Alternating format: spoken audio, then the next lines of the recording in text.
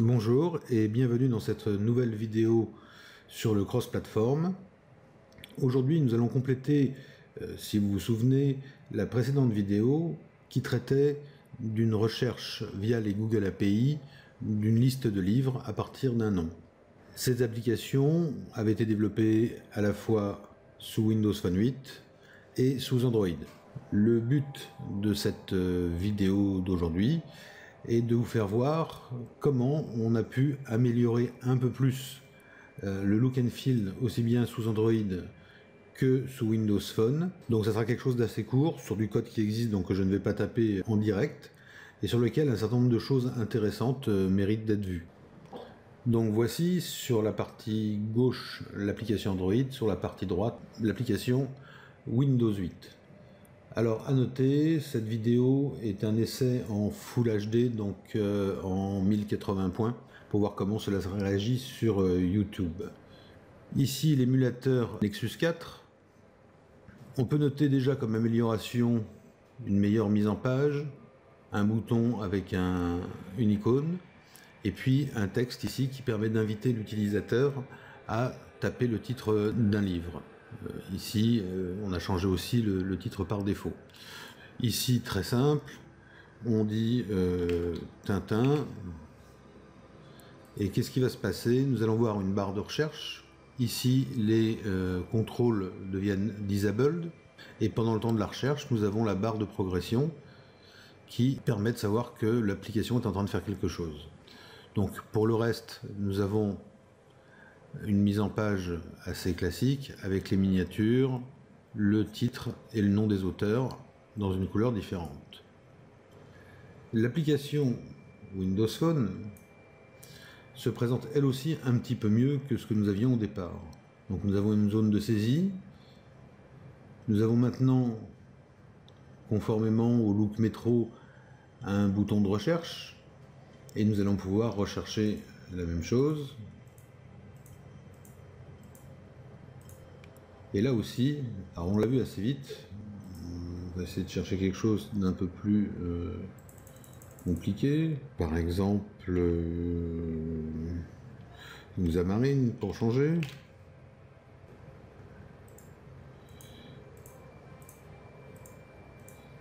Et vous allez remarquer dans la partie centrale ici, les trois petits points, enfin 3 ou 4 points qui se suivent, qui sont typiques de la barre de progression au look Windows 8. Donc je vais cliquer et on l'a vu assez rapidement. La liste des livres apparaît aussi avec le titre et le nom des auteurs dans une disposition qui est à peu près semblable. Alors qu'est-ce qui a été fait pour rendre ces applications un peu plus gracieuses? Eh bien on va passer sous Visual Studio pour le regarder. Intéressons-nous d'abord au projet noyau. Dans ce projet noyau, notre ViewModel, pour pouvoir signaler aux vues les temps d'attente, ce ViewModel va exposer une propriété que l'on voit ici qui est isLoading, donc est-ce qu'on est en train de charger. Donc il s'agit là d'une propriété booléenne tout à fait traditionnelle avec son RESTPropertyChange bien évidemment.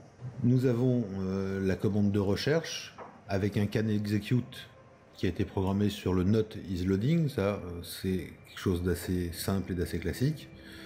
Et dans le recherche de la liste, on peut voir que le isLoading est positionné à vrai, et dans le start search async, dans les deux delegates, en cas de succès pour ici et en cas d'erreur pour ici, nous avons rajouté le isLoading égale false. Alors, première question, on peut se demander pourquoi le isLoading égale false n'est tout simplement pas mis une seule fois ici dans un try finally par exemple, ce qui serait une bonne idée. Ça ne marchera pas. Je vous laisse quelques secondes pour y réfléchir. Oui, bien entendu, ça ne marchera pas parce que justement, même si l'on n'a pas travaillé avec les vrais async au sens C#5 du terme, nous sommes quand même dans un processus asynchrone, ce qu'on a bien voulu signifier ici justement pour faire attention quand on utilise cette méthode en tout cas, c'est que ces instructions-là, ces delegates, ne vont pas être appelés à la suite comme ça. Ils seront appelés quand les résultats arriveront ou quand l'erreur se déclenchera. Ce qui veut dire que derrière cette ligne-là, on passe immédiatement à la suivante, le temps que tout ça se fasse en arrière-plan. Du coup, si on avait un isLogging égale true avec un try finally isLoading égale false, ça ne marcherait pas. Donc faites très attention à ce genre de choses. Ici, on est bien obligé de répéter 2 fois le isLoading. Donc, une modification, somme toute, relativement simple de ce viewModel. Maintenant, encore faut-il utiliser cette nouvelle propriété isLoading et remettre en page un tout petit peu mieux les applications. Dernière chose, avant d'aller voir l'application Android, vous noterez qu'on a ajouté un répertoire Value Converters à notre noyau et que dans ce Value Converters, nous avons ajouté un Inverse Bool Value Converter, donc qui est créé de façon très simple en partant de MVX Value Converter Bool Bool. Donc il prend un booléen en entrée et il redonne un booléen en sortie. On a fait un override, ce qui permet grâce à ce système typé d'avoir directement ici des valeurs typées, pas seulement des objects. Et la méthode est excessivement simple puisqu'elle retourne not value. Ce code a pu être programmé dans le noyau et il sera donc universel pour toutes les applications qui vont l'utiliser.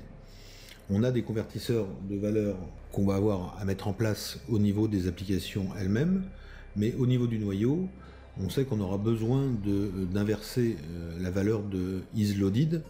Alors là, c'est un choix architectural que chacun doit prendre en fonction de son projet, en fonction de son architecture générale. C'est vaut-il mieux adapter le viewModel à la vue ou est-il préférable de travailler avec des convertisseurs de valeurs? Personnellement, je suis assez partagé sur les deux options. Les convertisseurs de valeurs font partie des techniques qui ont été largement utilisées sous WPF ou Silverlight, donc en XAML, et avant qu'on ne passe à des méthodologies de type MVVM.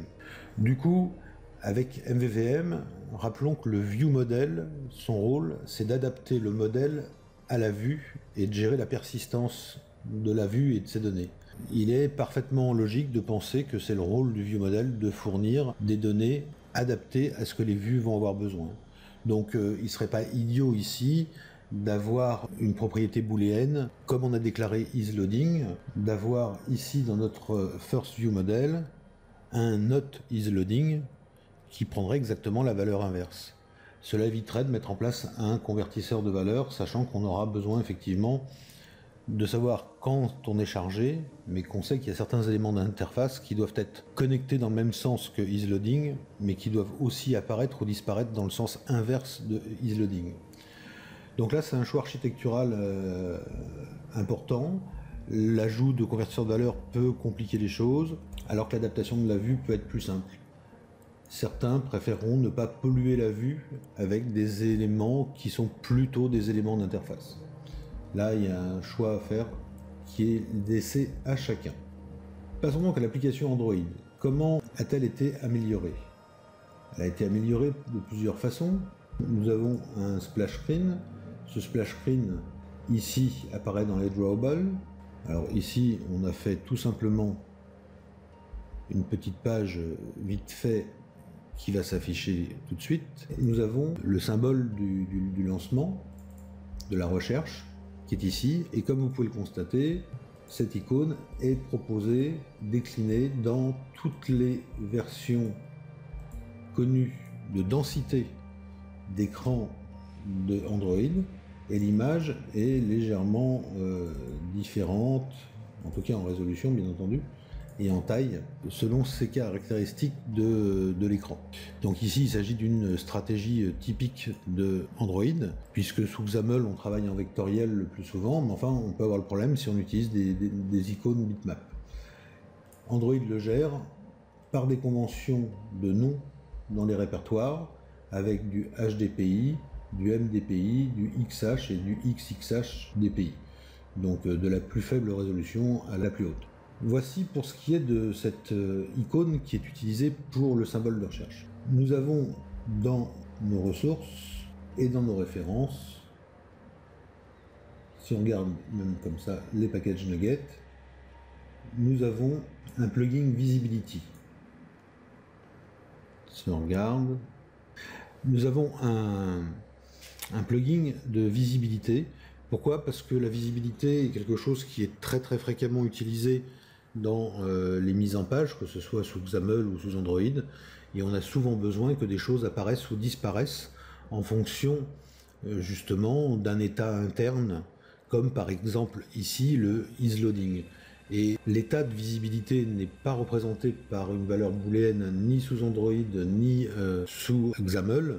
Et pour unifier iOS, WinRT, XAML, etc., MVVM Cross propose donc ce plugin qui a été écrit avec un noyau commun et N implémentations qui sont spécifiques aux plateformes visées. De fait, en chargeant le plugin ici dans l'application visuelle Android, je vais disposer du core, donc en fait du noyau de cette programmation de plugin de visibilité et de sa version adaptée bien sûr Android. Ce qui permettra de connecter notamment et de se servir donc d'un convertisseur de valeur purement visuel qui permettra d'utiliser la propriété booléenne de notre viewModel pour en faire autre chose, donc notamment le transformer en un visibility qui, selon les OS, prend des valeurs différentes. Le reste était des choses qui avaient déjà été mises dans le projet, donc on n'y reviendra pas. Dans les assets, nous n'avons rien rajouté. Le Bootstrap permet de lancer chacun des plugins. Il y en avait déjà un certain nombre. Le plugin de visibilité ne fait que rajouter son propre petit morceau de code. Dans les ressources, bien sûr, nous avons modifié la first view et le book item template.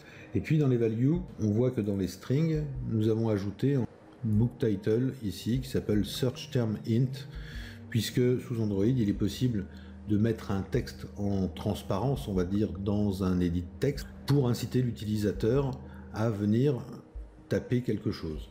On peut le simuler autrement sous XAML, mais le composant ne le fait pas directement.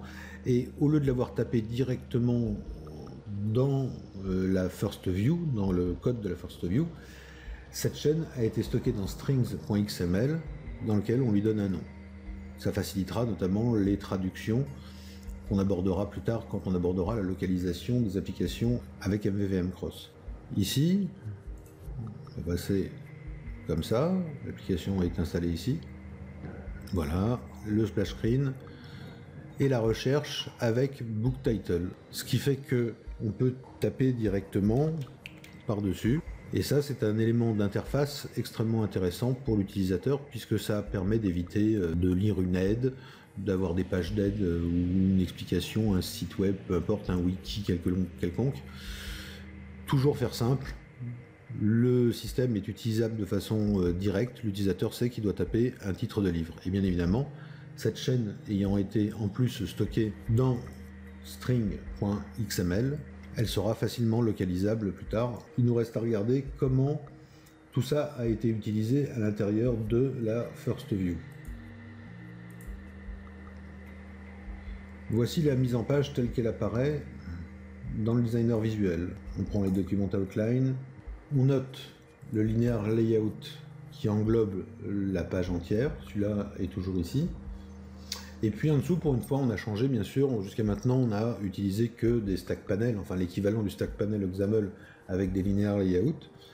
Et ici, pour avoir des mises en page un peu différentes, on a utilisé, notamment pour la partie supérieure, ici, pour partager en fait la zone de saisie et le bouton, une table row, qui est en fait un élément du table layout.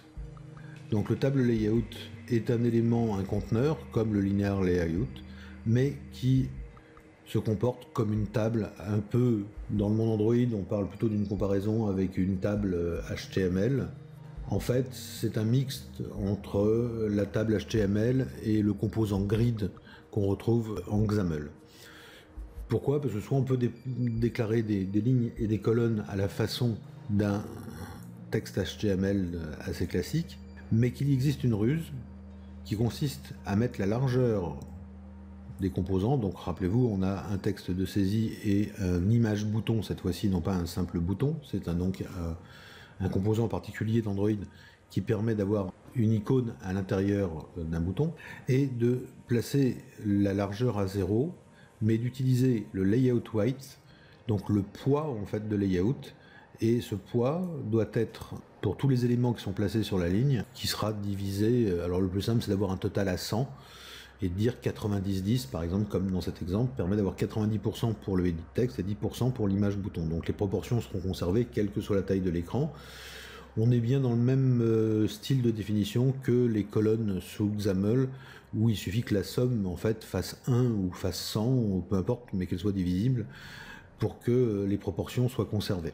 Donc ça, c'est la première astuce, avec cette table layout, qui prend donc tout le parent, avec un wrap content, et une table row qui contient notre edit text et notre image bouton.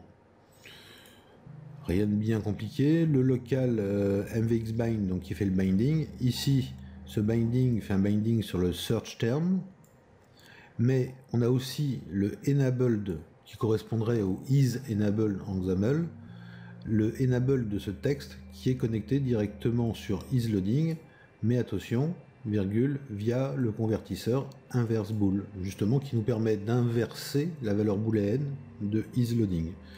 Donc, quand le isLogging est true, le enable devient false. Ça vous permet aussi de noter comment des bindings multiples se font sur plusieurs propriétés d'un même objet. Donc on n'a pas ici comme en XAML le binding qui est posé sur chaque propriété. On a un seul local mvxbind et tous les bindings sont séparés les uns des autres par un point virgule. Deuxième chose intéressante, le hint de ce edit text qui est @string / et le nom qu'on a donné dans les chaînes, ici dans les values strings. Nous avons donné ici le search term int qui est le book title. C'est bien le @string search term int qui est utilisé ici et qui donnera donc ce int transparent qui ne gêne pas la saisie de texte mais qui apparaît à l'écran comme on l'a vu. Quant à l'image bouton, il est bindé à la search command, ça c'est ce qu'on avait déjà vu avant que ça devienne un image bouton. On avait un bouton simple. Son icône est @drawable, donc il est dans les drawable, c'est-à-dire dans cette partie particulière des ressources, et il s'appelle IC Launcher. On voit bien ici qu'on ne donne pas d'extension de fichier et que on n'indique pas dans quel sous-répertoire il doit aller le chercher. En fait, si on regarde, il n'est pas dans le drawable, il est dans un des drawables HDPI, MDPI, etc. Hein, il est partout pareil, il s'appelle exactement de la même façon. C'est le côté un peu troublant, il ne faut pas se mélanger les pinceaux quand on fabrique les ressources pour un projet Android, puisque on peut avoir sous le même nom exact des ressources qui sont légèrement différentes. Et ici, on a fourni ce bitmap, qui est donc le même à chaque fois, mais on voit bien que là, il y a une taille qui est assez différente entre ça et ça. Donc dans des résolutions différentes, qui toutes correspondent à des résolutions et des densités d'écran différentes dans les machines Android. Et c'est Android lui-même qui, quand il va lancer l'activité, quand il va interpréter cette relation, il sait qu'il doit descendre dans les drawables, il va le chercher d'abord ici, il ne le verra pas, et ensuite il va les chercher dans le sous-répertoire qui correspond à la résolution exacte de la machine, et il va extraire le IC Launcher et le charger. Rien d'extraordinaire au niveau du centrage, par exemple de la façon dont l'icône est centrée ou pas, ou stretchée, etc. On retrouve un certain nombre de réglages qu'on a utilisés ici. Et puis, la progress bar qui apparaît pendant les recherches, pour l'attente, cette progress bar, elle est de type progress bar style horizontal, fil parent et wrap content, pour qu'elle ne fasse que l'épaisseur nécessaire. Elle est aussi dotée d'un mvxbind, donc d'un binding, qui est sur sa visibility et qui est bindé à la propriété isLoading de notre viewModel. Mais ici aussi, on est obligé d'utiliser un convertisseur. Ce convertisseur, c'est le convertisseur visibility qui a été chargé automatiquement par la référence qu'on a ajoutée au plugin de visibilité qui s'est enregistré lui-même dans les bootstraps à cet endroit-là. Ici, ce sont les réglages de cette barre, puisque c'est une barre de type indéfini, comme on en retrouve sous XAML. Et puis on retrouve notre mvxListView, qui était la liste des items, qui elle aussi a un binding, avec l'item source sur les résultats, ça on l'avait déjà mis en place, et pareil, sa visibilité sur le isLoading du viewModel, avec un convertisseur inverted visibility est à rechercher bien entendu dans les références qui ont été ajoutées dans le plugin de visibilité, puisqu'il fournit en fait les deux, celui qui marche dans un sens qui est Visibility et celui qui marche dans l'autre automatiquement, parce que c'est un besoin assez fréquent, et donc le plugin contient les deux versions.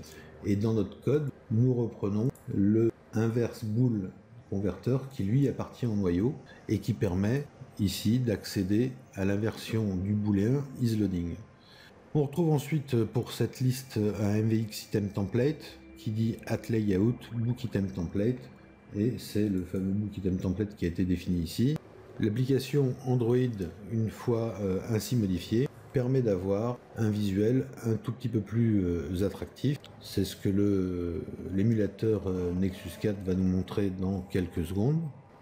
Le splash screen, les initialisations qui se font bien évidemment par derrière et qui sont toujours plus lentes avec l'émulateur que si vous le déployez sur une device réelle, hein, je le répéterai jamais assez. Et notre application avec donc son hint, son bouton mis correctement en fonction de la résolution de la device, et puis bien évidemment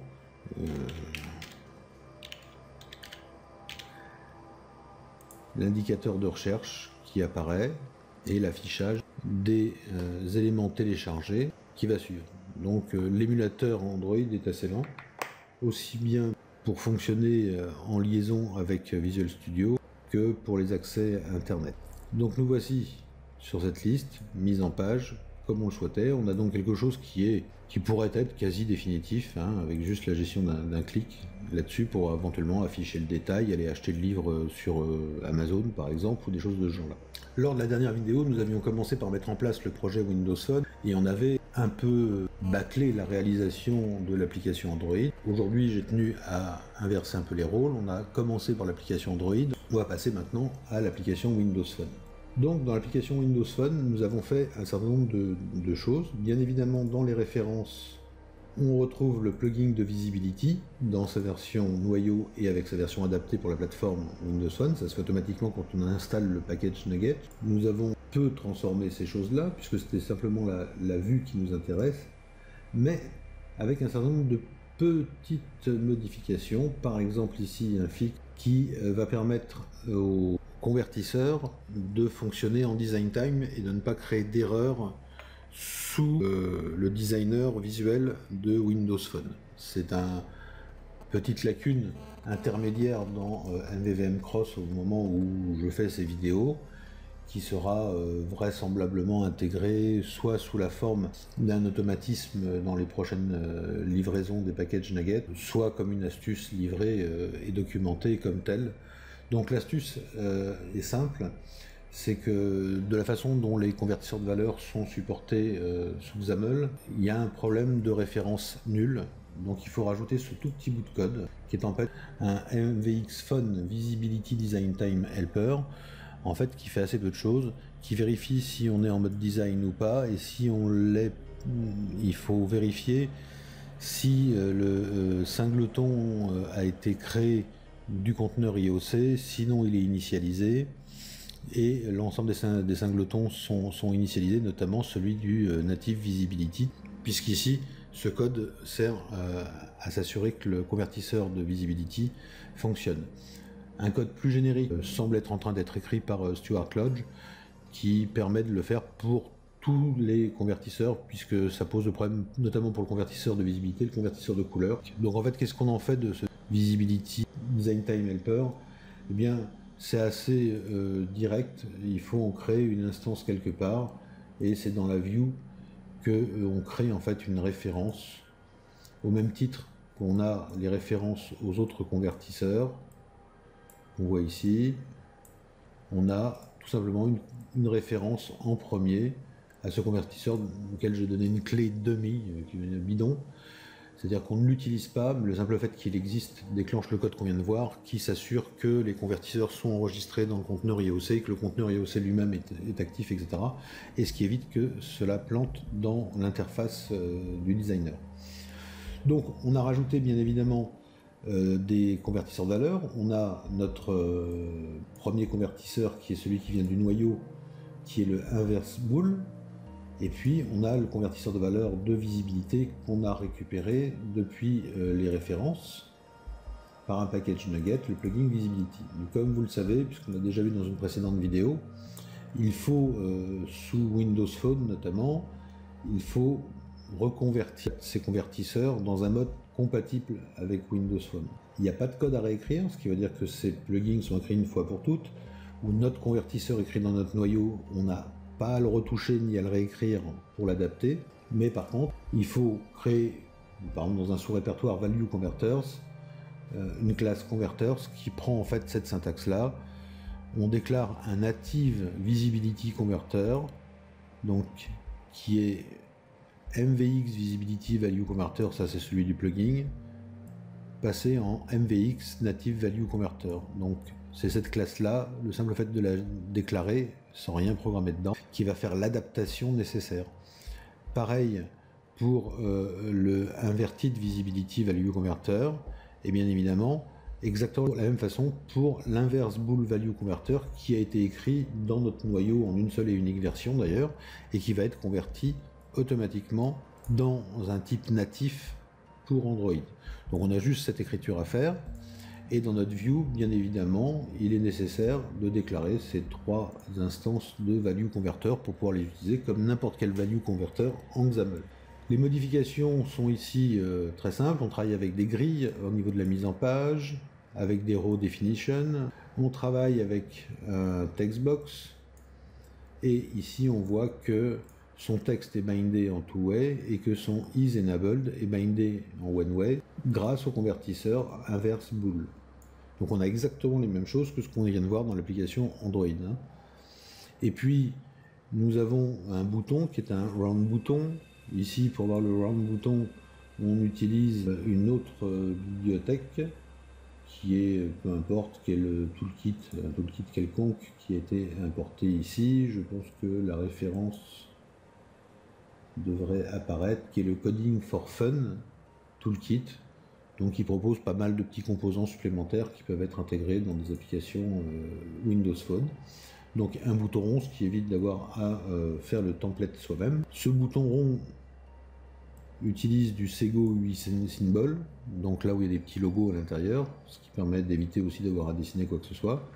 Et puis ça, c'est le code de la petite loupe. On fixe sa taille, etc. Il n'y a pas grand-chose. Son isEnabled est bindé à isLoading avec le convertisseur inverse bool. On voit qu'on a exactement la même stratégie et la même chose que dans notre application Android. Puis on a une progress bar exactement de la même façon qui va se situer quelque part en dessous, dont la visibility est sur isLoading avec un convertisseur visibility, donc celui-là hérité du plugin de visibilité qu'on a directement branché par les packages NuGet, et puis un Phone Long List Selector, donc qui est l'outil qui permet de remplacer la listbox dans Windows Phone 8, et lui c'est pareil, on a modifié sa visibilité pour qu'elle soit reliée à isLoaded mais avec l'inverted visibility, et le reste était des choses qui étaient déjà en place, notamment avec un item template qui reprend en fait la même logique que celle qu'on a mis en place dans l'application Android. Sauf que la gestion des templates et des data templates en général fait partie de XAML, alors que toute l'intelligence de MVVM Cross est justement de proposer des modes de fonctionnement qui ressemblent redoutablement à ceux de XAML, mais qui n'ont pas grand chose à voir avec la façon de travailler habituelle certainement des gens qui travaillent sous Eclipse avec le Java et le SDK en Android. Donc c'est l'ensemble de ces petites choses qui nous permettent d'avoir quelque chose d'abouti au niveau visuel. Et ici, si on reprend les applications directement hors mode debug, en voici une, voici l'autre. Ici, monodroid, on part en recherche, et ici, monodroid.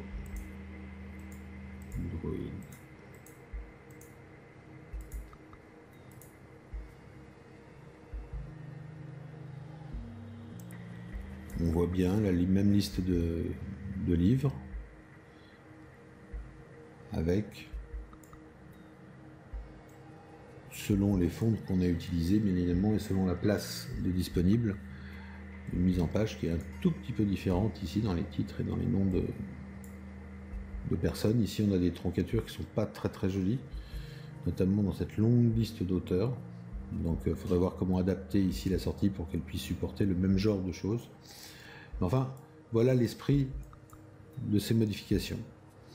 Donc voilà comment, grâce à MVVM Cross, principalement ici quand même, beaucoup aussi à Visual Studio et énormément à Xamarin, on arrive à avoir deux applications tout à fait fonctionnelles, qui font quelque chose d'utile, avec un code qui est un code noyau, même au niveau des convertisseurs, et qui peut être adapté à deux OS de plateformes différentes. Donc cela clôt cette application de démo sur les recherches de livres. On va passer à quelque chose de complètement différent dans la prochaine vidéo sur la géolocalisation. Et on verra fonctionner ça directement, par exemple, en le branchant sur une device réelle ou en simulant les positions. Mais j'en dis pas trop, ça c'est pour la prochaine vidéo. Donc je vous remercie, à la prochaine et stay tuned.